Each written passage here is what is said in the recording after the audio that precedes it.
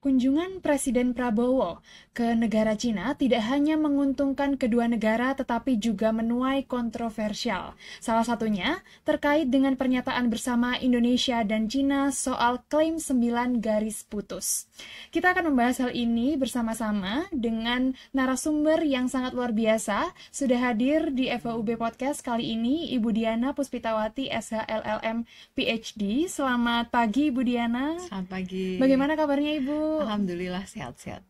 Terima kasih sudah hadir dan meluangkan waktunya untuk sharing-sharing bersama kami di FWUB Podcast kali ini. Jadi di sini saya bersama dengan kawan FH dan pendengar-pendengar setia podcast FWUB ingin sharing-sharing Ibu, ingin belajar bersama terkait dengan isu terkini yakni joint statement antara negara Indonesia dengan Cina yang baru saja dirilis kemarin pada tanggal 9 November 2024. Mungkin bisa kita awali dengan overview isu joint statement Indonesia dengan Cina ini. Menurut Ibu Diana sendiri bagaimana Ibu? Jadi memang joint statement itu tidak hanya di laut ya, tetapi berbagai aspek. Cuma yang menjadi penekanan dalam hal ini adalah pada poin 9. Di situ dikatakan bahwa Indonesia dan Cina akan menyetujui tentang joint development di overlapping claims. Nah, yang menjadi masalah adalah pada overlapping claims.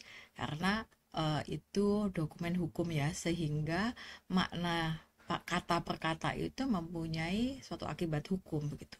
Nah, ketika ada overlapping claims, ini sebenarnya seakan-akan Indonesia mengakui begitu pada ada overlapping claims, padahal tidak ada.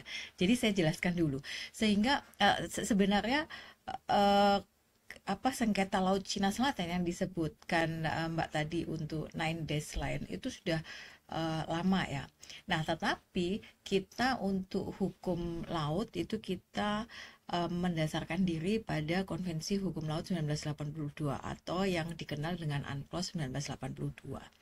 Nah, meskipun tahun 82, tapi UNCLOS ini dikenal sebagai Constitution of the Ocean. Jadi, apapun berdasarkan UNCLOS 1982.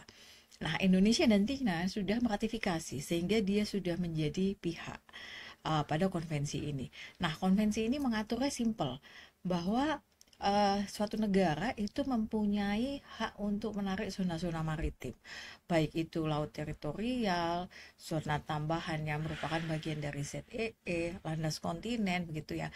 Nah, idealnya jika jaraknya itu cukup jauh, maka tidak ada tumpang tindih, gitu ya. Ketika jaraknya itu tidak sampai tidak jauh ya, sehingga memotong ya, kalau masing-masing 200 mil, satunya 200 mil, kalau misalnya jaraknya kurang dari 400 begitu ya, ini suatu negara harus menentukan maritime delimitation. Nah, atau perbatasan wilayah laut yang merupakan garis imajiner saja gitu. Nah, apabila tidak tercapai kesepakatan itu, maka boleh melakukan joint development di area yang tumpang tindih itu. Nah, sekarang pertanyaannya, kalau wilayah antar dua negara itu cukup jauh ya, Cina sama Indonesia kan jauh ya, kira-kira butuh maritime delimitation nggak? Tidak kan? Kira-kira butuh joint development nggak? Enggak kan? Nah, kalau kita kalau misalnya salah satu dalam hal ini negara Cina itu mengeklaim tidak sesuai dengan aturan konvensi hukum laut, berarti jadinya ilegal kan klaimnya itu. Nah, apakah kita akan menyetujui? Nggak akan begitu ya. Dan ini sikap Indonesia itu sudah jelas, kita tidak pernah mengakui 9 dash line Cina, sehingga otomatis kita tidak mengakui ada overlapping claims. Dan negara Indonesia juga bukan claimant state ya terhadap Laut Cina Selatan. Mungkin itu kurang lebih. Nanti kita sambung dengan ngobrol yang agak seru ya. Baik, jadi begitu kawan FH, sekilas overview dari isu joint statement antara Indonesia dengan Cina ini menurut Ibu Diana. Betul, memang berdasarkan yang saya baca juga, Ibu, itu kebijakan di Indonesia memang tidak pernah mengakui yang namanya 9 garis putus Ya, itu, dan memang kalau misalnya ada overlapping claims itu tidak sah karena ya. memang jarak Indonesia dan Cina itu berjauhan, jadi tidak diperlukan adanya overlapping claims. Lalu untuk salah satu klausula yang ada di joint statement antara Indonesia dan Cina itu yang nomor 9 ya Ibu, Iya, yang poin 9. kontroversial. Dan itu berbunyi, the two sides will jointly create more bright spots in maritime cooperations. The two sides reach important common understanding on joint development in areas of overlapping claims. Nah, ya, betul. Betul. Betul. Jadi di overlappingnya itu begitu ya, itu tidak ada overlapping. Kalau kita mengakui ada overlapping, ini kalau saya bilang mengkhianati posisi Indonesia ya. Bahkan Laut Cina Selatan itu kan semi enklusi ya, jadi dia bukan high seas tapi semi enklusi, yaitu suatu laut yang banyak surrounded by state atau dikelilingi oleh negara-negara. Nah, pada saat yang sama Indonesia ini sudah mau menyetujui, bahkan sudah dalam tahap final ya, perjanjian maritime delimitation between Indonesia dan Vietnam. Nah, kalau ini kita akui overlapping claims kan malah mematahkan ya semangat perjuangan negara-negara ASEAN yang memang mostly claimant state di Laut Cina Selatan itu adalah negara ASEAN. Nah, karena Indonesia ini bukan claimant state, maka Indonesia yang selama ini mengelit gitu ya, memimpin bagaimana sengketa Laut Cina Selatan itu diselesaikan supaya tercapai keamanan kawasan atau regional security gitu ya.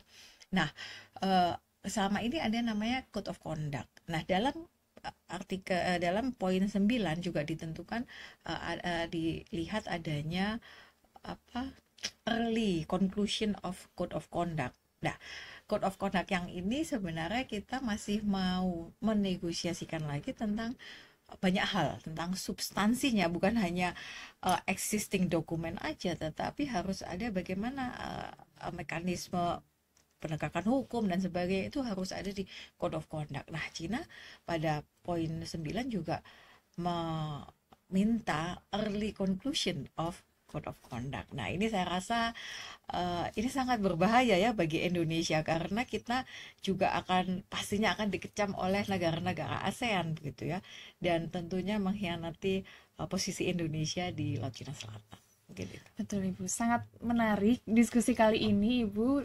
Lalu dengan adanya klausula atau frasa overlapping claims yang ada dalam joint statement itu berarti kan ilegal ya Ibu sebetulnya dan memang tidak diperlukan.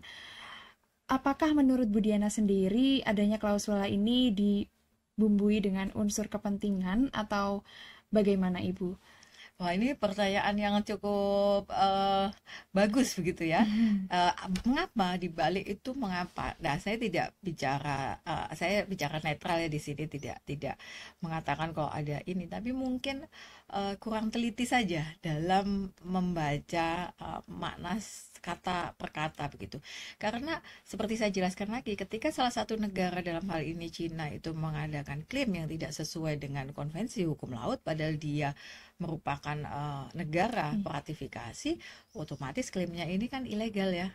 Nah, kalau kita menyetujui kan kita ikut-ikutan ilegal gitu. Nah, jadi mungkin kita juga heran juga mengapa sampai Indonesia ini bukan jatuh ya, menyerahkan diri enggak, maksudnya kena trap ya, jatuh di dalam mungkin dalam tanda kutip jebakan begitu ya. Baik, memang Indonesia dan Cina ini sama-sama menjadi negara anggota yang meratifikasi UNCLOS ya, Iya. Ibu. Dan di sini sudah jelas melanggar UNCLOS. Seperti itu. Kalau untuk dampak yang akan terjadi jika pernyataan bersama Indonesia dan Cina ini berlanjut, bagaimana Ibu? Untuk long term, short termnya? Saya tidak mau membayangkan begitu ya. Saya tidak mau membayangkan itu berlanjut. Nah, pernyataan Kementerian Luar Negeri yang menyatakan bahwa itu setidaknya sebaiknya tidak diinterpretasikan sebagai persetujuan Indonesia terhadap overlapping claim, saya kira juga tidak benar karena secara hukum kita memegang dokumen begitu ya, bukan hanya klarifikasi netral yang diutarakan begitu ya. Nah, kok tahu kalau ini tidak harus terjemahkan sebagai menyetujui. Jelas-jelas ditandatangani dua pihak. Nyatakan overlapping. Nah, ini kan kita seakan-akan menyetujuinya begitu ya. Nah, ini sangat bertentangan lah dengan spirit Indonesia. Iya, betul Ibu. Jadi kembali lagi terkait dengan frasa-frasa tadi itu memang kemungkinan hanya kesalahan teknis dalam menyusun klausula Saya seperti nggak itu tahu ya itu. Ibu. Saya nggak Masih tahu. kurang tahu ya Oh, Bu. ya.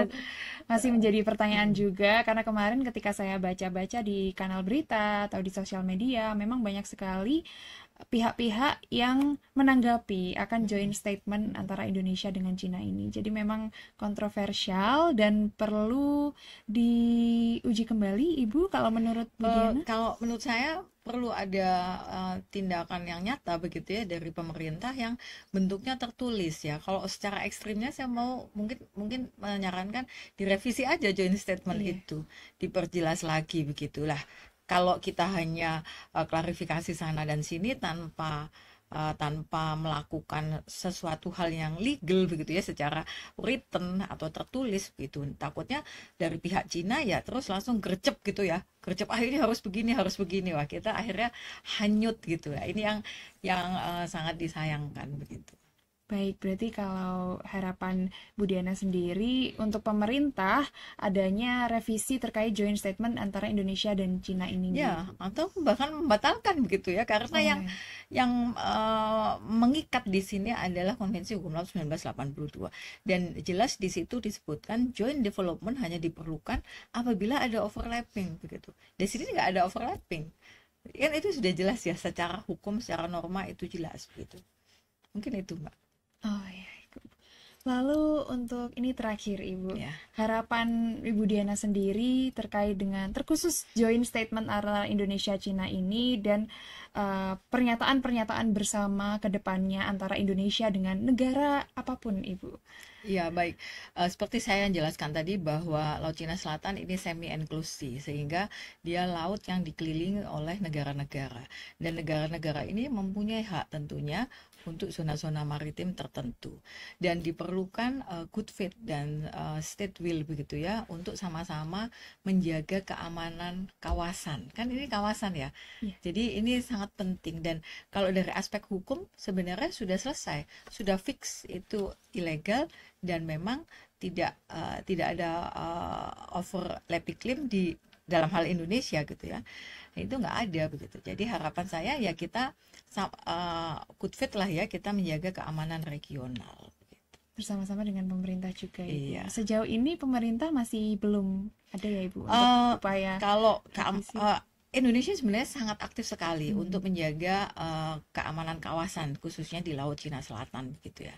Nah, ini makanya karena kita itu sangat aktif begitu ya, tapi ini mengagetkan semua pihak begitu. Kenapa tiba-tiba kita mengakui gitu kan? Nah, ini akhirnya kita terjebak begitu. Nah, apalagi dengan Vietnam langsung kaget aja, gimana sih gitu kan? Kamu udah setuju ini garis batasnya kok ini dipotongkan sama 9 days line gitu. Nah, itu yang mungkin harus benar-benar dipertimbangkan oleh pemerintah ya, jangan hanya klarifikasi informal gitu, mungkin itu. Baik, sangat menarik kawan FH, pendengar setia podcast FHUB. Memang isu terkini joint statement antara Indonesia dengan Cina ini kontroversial dan mengundang statement juga tanggapan banyak pihak dari akademisi maupun ekonom-ekonom di Indonesia. Karena kembali lagi setiap negara mempunyai kedaulatan dan haknya terhadap zona lautnya masing-masing ya Ibu. Dan semuanya harus menjaga itu. Semua stakeholder, pemerintah maupun masyarakat juga harus menjaga kedaulatan masing-masing. Baik, Bu Diana terima kasih banyak. Dan demikianlah kawan FH perbincangan hari ini mengenai joint statement antara Indonesia dengan Cina. Terima kasih banyak Bu Diana atas ilmu dan sharing-sharingnya pada hari ini. Semoga nanti kita bisa diskusi terkait dengan isu-isu menarik yang lain ya Ibu. Baik ya. Ya. Semoga Bu Diana mungkin bisa kesini lagi Bu di lain waktu untuk membahas hukum internasional ya. Pasti lagi. Karena memang hukum laut ini sebenarnya merupakan hukum yang tidak kalah pentingnya ya dengan mungkin pidana perdata. Betul. Karena kita negara kepulauan terbesar begitu ya. Kalau mahasiswanya nggak tahu begitu ya, zona maritimnya yang mana. Akhirnya akhirnya wah, negara A melanggar perairanku. Nah, padahal itu memang mungkin ada hak negara lain di sana begitu ya. Sehingga kita dalam memberikan statement-statement khususnya mahasiswa itu bisa berdasarkan pada eh, framework hukum atau kerangka hukum yang berlaku pada saat itu. Betul sekali, saya setuju. Hukum internasional ini juga sangat menarik. Jadi teman-teman, kawan Eva, pendengar setiap podcast Eva UB, nantikan episode-episode dengan topik-topik menariknya berkaitan dengan hukum internasional dengan Ibu Diana lagi nantinya. Oke, terima kasih kepada kawan FH, para pendengar setia yang selalu mendukung podcast Eva UB. Jangan lupa untuk subscribe, like, dan komen sebanyak-banyaknya. Sampai jumpa di episode berikutnya dengan topik-topik menarik lainnya. Saya Luti Tisari, pamit undur diri, dan sampai jumpa.